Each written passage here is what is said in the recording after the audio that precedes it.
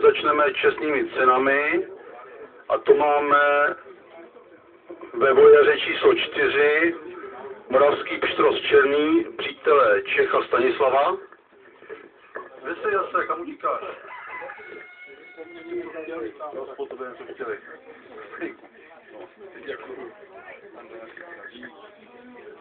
Vojera číslo 3, Moravský pštros Červený, přítel Čermák. Jo.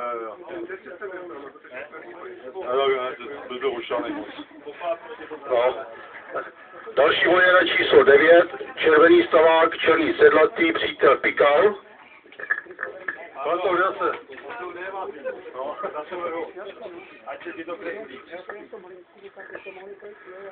A máme tady voliéru číslo 10, další čestná cena, Český stavák, Černý sedlatý, přítel Zeman.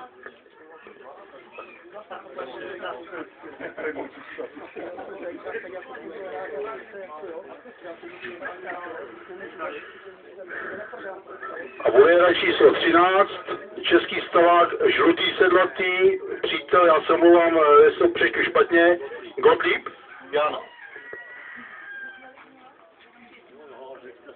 Dobře, tak to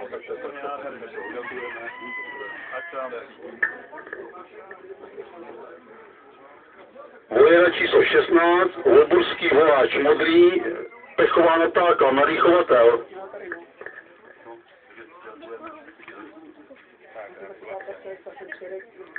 A máme tu voliéru číslo 18, Moravský voláč Červený sedlatý, přítel Čech Stanislav. Staníku, tady zůstaň.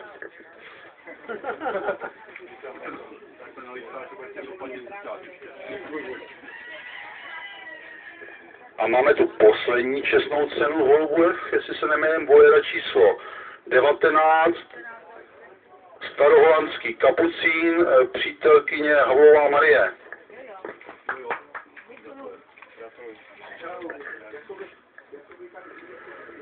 A v kategorii holubů nejlepší voliéra, tu tady nemáme označenou, a je to Česká Bagdeta, je to přítel Matouš Vladislav. To je tady asi není. Co? Jo.